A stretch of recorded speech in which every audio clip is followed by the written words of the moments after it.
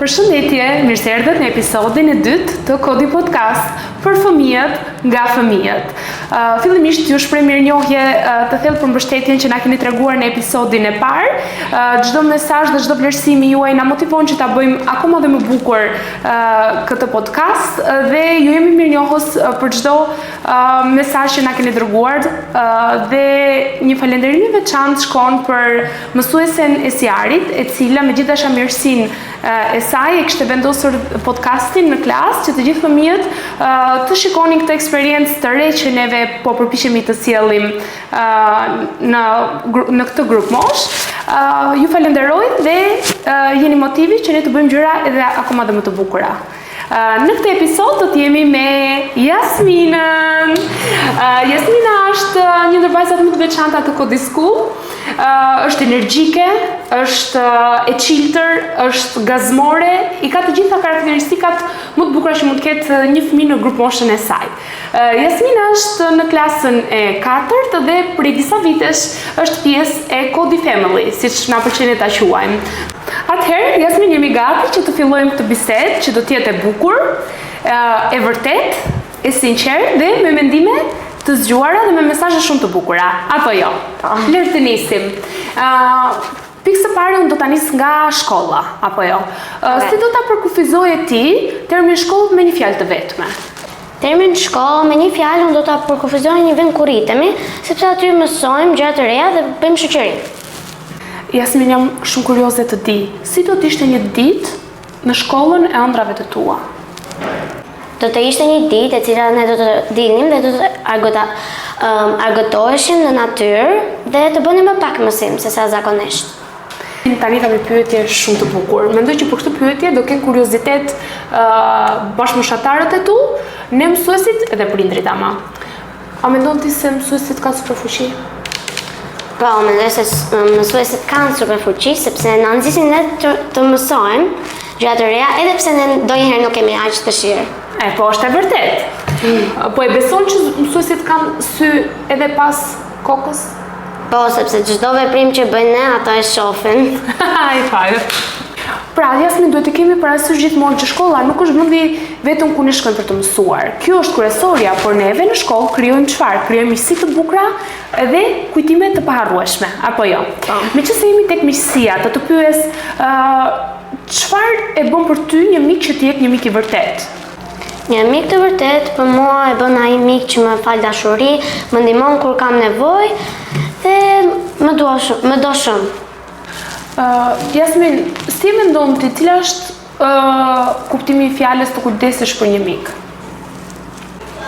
Unë mendoj se kur ai ka nevojë për ndihmën tonë, ne duhet ta shkojmë ta ndihmojmë dhe nuk duhet ta lëmë brapa. Ne dim që fëmijët janë të ndryshëm, kanë karaktere të ndryshme. Dikush mund të zëri shoqëri lehtë, dikush mund të hasi më shumë vështirësi për të krijuar miqësi të reja, apo jo? Cili do të ishte një mesazh që ke dëshirë t'i thuash fëmijëve që nuk kanë shumë shoqëri ose që e kanë pak të vështirë për të krijuar shoqëri? Si mund t'i jepje një këshill ose një mesazh që t'i ndihmonte ata të krijonin më shumë miqësi të reja? Mos të kenë ndrojtje dhe thjesht t'i pyesi të tjerë nëse duan të bëjnë shoqëri me të dhe të përfshihet në grupe të ndryshme. Jasmin, në këtë pjesë dhe një mesazh shumë të bukur që miqësia nuk do të thotë që vetëm ne të luajmë, apo jo, por të dëgjojmë, të mbështesim, të ndihmojmë dhe të këshillojmë njëri tjetrin në momente të caktuara. Atëherë, nga miqësia do të kalojmë në një pjesë që mendoj se është më e rëndësishme, por këtë kam nevojë edhe për mendimin tënd, pjesa më e rëndësishme për çdo individ, pavarësisht moshës, që është familja. Çfarë do të thotë për ty familje?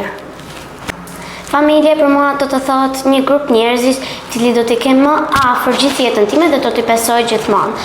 Dhe brenda familjes time ndihem sikur ndihem shumë e lumtur. Çfarë ke mësuar diçka nga prindrit e tu që do dëshiroje mos të harroje kurrë? Që sjellja është gjë më e rëndësishme. Pra sjellja zbukuron njeriu. Po. Nëse do të kishte një superfuqi për të ndihmuar familjen, cila do të ishte ajo? Do të ishte që të isha më e zgjuara në botë dhe të shkoja në një punë të mirë dhe të ndihmoja prindërit e mi. Duhet kemi parasysh, Jasmin, siç unë e thash dhe në hyrje të kësaj pjese të bisedës që familja është vendi më i shenjtë dhe më i shtrenjtë për ne. Në familje ne mësojmë të duam, të falim, të rritemi dhe të bëjmë njerëz dhe qytetar më të mirë, apo jo? Okej, le të vazhdojmë tani në diçka tjetër. Jetojmë në një epokë digjitale, jashtëzakonisht shumë të shpejtë, zhvillimet teknologjike shkojnë nga dita në ditë në përmirësim. Do të kisha nevojë për mendimin tënd që nëse ti do të kishe mundësi të realizoje një robot, si do ta programoje ti këtë robotin që të shërbente vendit tonë? Do të thoja që të shkonte rreth e rrotull tokës tonë dhe të pastronte gjithë mbeturinat që njerëzit nuk e kanë hedhur në koshat. Si mendon ti, Jasmin, teknologjia na bën më të zgjuar apo më përtac? Unë mendoj se na bën të dyja, sepse ne marrim informacione nga ajo dhe i ngulisim në tru, por na bën dhe më përtac, sepse ne mund të mendohemi shumë për përgjigjen tonë dhe mund ta gjejmë vetë. Jasmin, si mendon, cila është diçka që teknologjia, pavarësisht se sa shumë do të zhvillohet, nuk do ta zëvendësojë dot kurrë? Teknologjia nuk zvendëson dot disa shumë gjëra, por më e rëndësishme është dashuria dhe ngrohtësia që marr nga familja ime. Atë nuk e zvendëson dot asnjëri. Jasmin, ndërto që ti përmende, familja na siguron dhe lumturinë, apo jo? Por lumturinë e marrim përveç se në familje në çdo ambient që ne mund të jemi dhe që bëjmë pjesë. Çfarë është lumturia për ty? Si mund ta përshkruash emocionin e lumturisë me disa fjalë, të lutem? Lumturinë e përjetoj shumë, sidomos në familje, kur shkoj në udhëtime me ta, dhe kur luaj me motrën time, dhe kur marr nota të mira në shkollë. Jasmin, është e vërtetë që ne lumturinë është një ndjesi që dëshirojmë dhe duam ta përjetojmë në kohë sa më të gjatë, sikurse ju fëmijët patjetër që kaloni shumë momente të lumtura, por ndonjë ditë ka raste që diçka nuk shkon si duhet, apo jo. Çfarë ke mësuar nga një ditë që jo çdo gjë ka qenë ashtu siç do dëshiroje të ishte? Mami më jep një këshill, e cila nëse sot është një ditë e keqe, gjithmonë e nesërmja do të jetë një ditë më e mirë. Pra ne, Jasmin, nga këto pyetje të shkurtra rreth lumturisë, kuptuam që lumturinë duhet ta gjejmë në çdo gjë të vogël që na rrethon, apo jo. Në vijshmëri të kësaj bisede që jemi për lumturinë, si do mendoje ti botën si një vend ideal? Unë mendoj që gjithë bota të ketë paqe, mos të ketë varfëri dhe gjithë fëmijët të gëzojnë të drejtat e tyre. Super, por nëse është diçka që ti duhet ta ndryshoje menjëherë. Imagjino se kur ke një shkop magjik dhe menjëherë ti do ndryshoje vetëm diçka.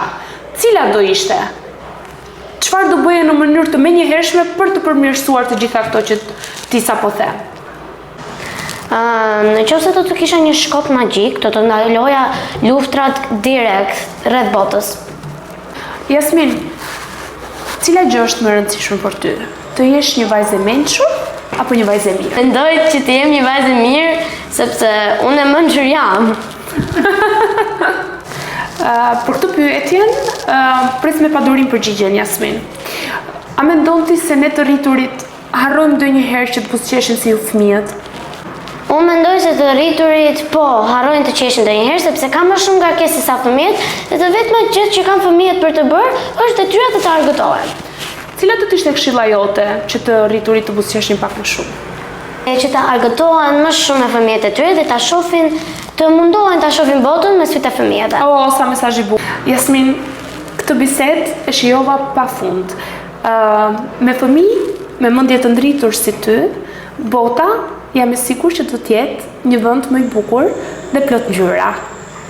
Dhe këtu vjen fundi i episodit të dytë. Në përfundim të kësaj bisede ku ne folëm për shkollën, folëm për familjen, për të mesazhe shumë të bukura për lumturinë edhe për botën ideale në sytë e një fëmie, ne ju themi mirupafshim dhe shihemi herës tjetër. Deri atëherë, mos harroni të buzëqeshni, ëndërroni dhe të mbani me vete një copë fëmijërie. Ky është mesazh për ne të rriturit.